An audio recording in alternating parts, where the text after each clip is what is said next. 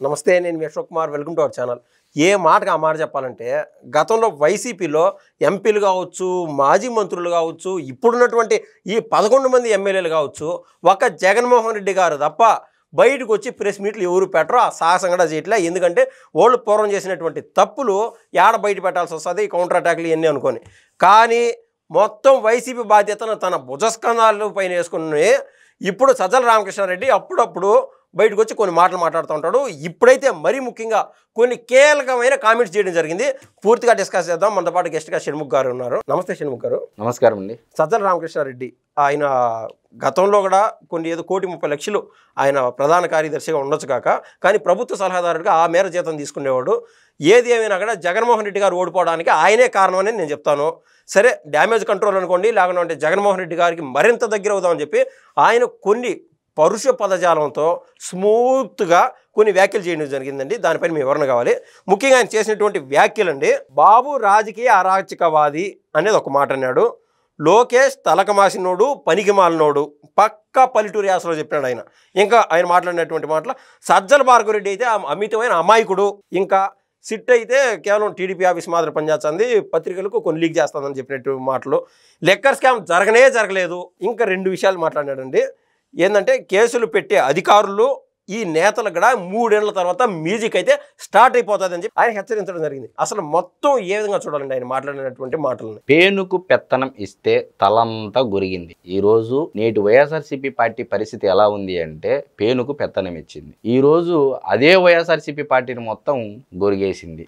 151 సీట్లతో ఉన్నటువంటి జగన్మోహన్ రెడ్డి గారిని మధ్యలో ఉన్నటువంటి 5 సంఖ్య తీసేసి 11 సీట్లకు పరిమితం చేస్తే ఎక్కడికి వచ్చాడండి? ప్రతిపక్ష హోదా లేకోకుండా గురిగాడు జగన్మోహన్ రెడ్డి గారిని. ఈ రోజు జగన్మోహన్ రెడ్డి గారు నమ్మి సకల శాఖ మంత్రిగా గత ప్రభుత్వ హయాములో వర్ధిల్లు నూరేళ్లు వర్ధిల్లు అన్నట్టు నిన్ను అన్ని శాఖలకు ప్రధాన సలహాదారుగా పెట్టి, పేరుకే ప్రభుత్వ సలహాదారు అయినా అన్ని శాఖలకు సలహాదారుగా పెట్టి శాఖకు వాటా తీసుకొని గతంలో వర్ధిల్లినావు నాయన అని చెప్పేసి ఇదే వైఎస్ఆర్సీపీ పార్టీకి సంబంధించినటువంటి నేతలు, ఎమ్మెల్యేలు, ఎంపీలు, కార్యకర్తలు, శ్రేణులు, జగన్మోహన్ రెడ్డి గారికి గుండెకాయ లాంటి వ్యక్తి విజయసాయి రెడ్డి గారు సైతం ఎవరి మీద ఆరోపణ చేశారండి?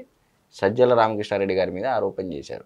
అంటే ఈరోజు వైఎస్ఆర్సీపీ పార్టీ పతనానికి ప్రప్రథమ టాప్ 5 లిస్టు తీస్తే సజ్జల రామకృష్ణారెడ్డి గారే ఉంటారనేది ఒక ఉదాహరణ. వైసీపీ వాళ్ళే చెప్పేటువంటి మౌత్ టాక్ ఏంటంటే, మీరు చెప్పినట్లు ఈవెన్ విజయసాయి రెడ్డి గారు కావచ్చు, షర్మిల గారు కావచ్చు, ఇటువంటి పెద్ద హేమీలు ఆ కుటుంబ సభ్యులు కూడా బయటికి పోవడానికి మెయిన్ కారణం ఇదే సజ్జల రామకృష్ణారెడ్డి అంటారు. దాంట్లో నిజం ఉందా అండి? ఈరోజు షర్మిల గారు తన యొక్క కొడుకు వివాహ ఆహ్వాన పత్రిక అందజేయడానికి చంద్రబాబు నాయుడు గారి దగ్గరికి ఎల్లో శారీ కట్టుకొని వెళ్తే ఏమని ప్రచారం చేశారండి? ఆ ప్రచారం చేసినటువంటి వ్యక్తుల్లో ఆ సోషల్ మీడియా ఇన్ఛార్జి ఎవరండి? ఈయన చెప్పినటువంటి ఆయన సుపుత్రుడు సజ్జల భార్గవరెడ్డి. ఈరోజు గురు పూజ మహోత్సవం అని సెప్టెంబర్ 5వ తారీఖు ఘనంగా జరుపుకునేటువంటి ఆంధ్రప్రదేశ్ రాష్ట్రంలో అదే టీచర్లను గత ప్రభుత్వ హయాములో మందు షాపుల ముందు నిల్చోబెట్టినటువంటి ఘనత మీది కాదా అని చెప్పేసి ప్రజలు అడుగుతూ ఉన్నారు. మరి పనికిమాలినోడు ఎవడు, తలకమాసినోడు ఎవడు అని రాష్ట్ర ప్రజలు ఈరోజు సజ్జల రామకృష్ణారెడ్డి గారిని సూటిగా అడుగుతున్నారు. అంటే ఈరోజు సజ్జల రామకృష్ణారెడ్డి గారికి నేను చెప్పేది ఏంటంటే, చంద్రబాబు నాయుడు గారు అరాచకవాది. ఎందుకు అరాచకవాది అంటే, అభివృద్ధి చేయడంలో అరాచకవాది, సంక్షేమం పెంచడంలో అరాచకవాది. ఇలా చెప్పండి. లిమిటేషన్స్ ఉండవు. లిమిటేషన్స్ లేదు, ఇన్ఫినిటీ అంతా. ఈరోజు మద్యం స్కాములో టోకన్ మీ దగ్గరకు వస్తున్నటువంటి నేపథ్యంలో ఒకవైపు నారా లోకేష్ గారు ఢిల్లీ పర్యటనలో ఉన్నారు.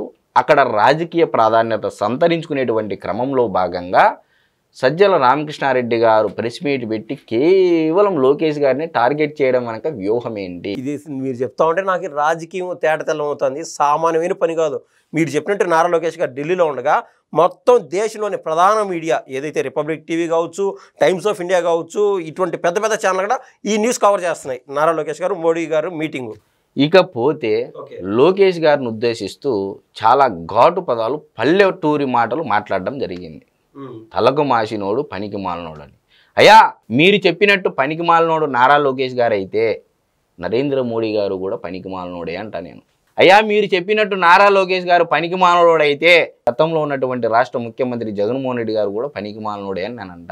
ఏ విధంగా అనేరు. నరేంద్ర మోడీ గారు దేశ రాజకీయ నాయకులలో ఏ ఒక్కరికి అవకాశం ఇవ్వలేదు. 2 గంటల సమయం పిఎంఓ ఆఫీస్ నుంచి ఆయన స్వయంగా పిలిపించుకొని కుటుంబ సమేతంగా 2 గంటల సమయం కేటాయించారు. ఎగ్జాక్ట్లీ ఆ రోజు ఇచ్చినటువంటి టైము 20 నిమిషాలనే అపాయింట్మెంట్ మొదలుపెట్టింది. 2 గంటల సమయం కేటాయించడం జరిగింది. డిన్నర్ చేయడం జరిగింది. మరి నరేంద్ర మోడీ గారికి ఏమీ తెలియకనే మరి జగన్మోహన్ రెడ్డి గారిని పిలిచారా? మరి జగన్మోహన్ రెడ్డి గారిని పిలవలేదు అంటే అప్పుడు మీరు చెప్పిన దాని ప్రకారం పనికిమాలినోడనే కదా. నరేంద్ర మోడీ గారు పిలిచారు అంటే నారా లోకేష్ గారు పిలిచారు అంటే నరేంద్ర మోడీ గారు మీరు చెప్పిన దాని ప్రకారం పనికిమాలినోడనే కదా. అంటే కాబట్టి మీరు టీచర్లని మందు షాపుల మీద సరే ఇకపోతే రాజకీయంగా వద్దామండి. ఎస్ అంటే మీరు చెప్పిన దాంట్లో ఆ లాజిక్ ఏంటంటే A=B, B=C, సో A=C. ఇంకా ఈ క్రమంగా నాకు ఒకటి సినిమా గుర్తొచ్చిందండి. ఒక సన్నివేశం ఏంటంటే పుష్పలో ఈయన పుష్ప అనే క్యారెక్టర్ చేసినటువంటి అల్లు అర్జున్ గారు పోయి సీఎం గారితో ఫోటోలు దిగేదానికి పోతారు. అంటే నారా లోకేష్ గారికి ఇలా ఆయన అందరూ ఫోటోలు ఇచ్చారు.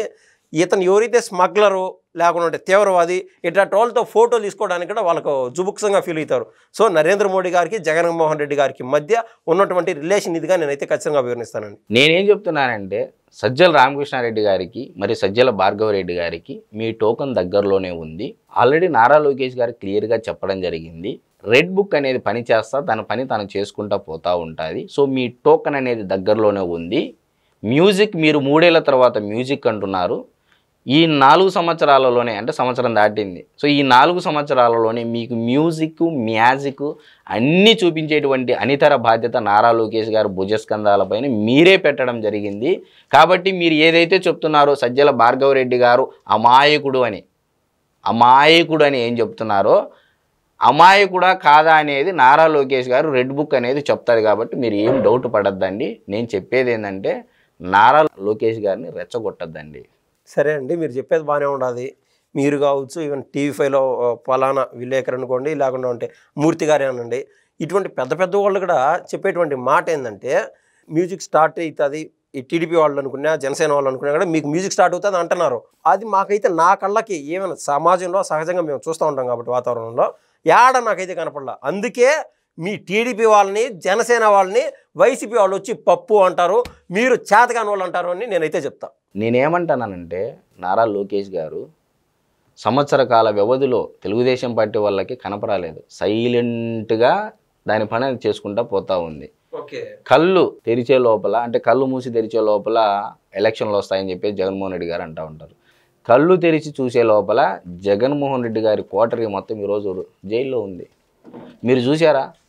పిన్నెల రామకృష్ణారెడ్డి గారు, కాకాని గోవర్ధన్ రెడ్డి గారు, బోరుగడ్డ అనిల్ కుమార్, నందిగాం సురేష్, వల్లభనేని వంశీ, జగన్మోహన్ రెడ్డి గారి యొక్క కోటరీ ధనుంజయ రెడ్డి, కృష్ణమోహన్ రెడ్డి, గోవిందప్ప బాలాజీ, దిలీప్, చాణక్య, రాజ్ కసిరెడ్డి, ఎవరు వీళ్ళంతా? మీరు ఏ విధంగా చెప్తారు? ఇదే ఇప్పుడు ఇన్ ద స్పాన్ ఆఫ్ ఎంత టైము? సంవత్సర కాలం, ఇన్ ఏ ఇయర్. సిబిఐ ఈరోజు central bureau of investigation Jaganmohan Reddy గారి పైన ఉన్నటువంటి సిబిఐ ఈడీ కేసులు 12 సంవత్సరాల నుంచి కొనసాగుతూనే ఉన్నాయి. సిట్ అనేది దేశంలో అతి పెద్ద స్కామ్, ఢిల్లీ లిక్కర్ స్కామ్ తలదన్నే విధంగా 30 ఇంతలు 3,750 కోట్ల రూపాయల అవినీతి జరిగిందని చెప్పేసి సిట్టు ఆధారాలు జగన్మోహన్ రెడ్డి గారి వరకు మనీ ట్రయల్స్ ఎస్టాబ్లిష్మెంట్ చూపించడం సిట్టు చూపించింది. అంటే ఈరోజు సిట్టు ఎంత పారదర్శకంగా ఎంత స్పీడ్గా పనిచేస్తుంది. అంత లేనిదే సజ్జల రామకృష్ణారెడ్డి గారు ప్రెస్ మీట్ పెడతారా? పెట్టి లోకేష్ గారిని ఈ విధంగా అంటారా? అంటే నన్ను కూడా చూడవయా, ఒకసారి నన్ను కూడా లోపలే, లేకపోతే జగన్మోహన్ రెడ్డి గారు నన్ను నమ్మరు, నేనే మీకు ఏదో ఫేవర్ చేసినట్టు ఉంటుంది, నన్ను లోపలయ్యి అని చెప్పేసి ఆయన ప్రెస్ మీట్ పెట్టి చెప్తా ఉన్నాడు. ధన్యవాదాలండి. మరో విషయంతో మరోసారి కలుద్దాం.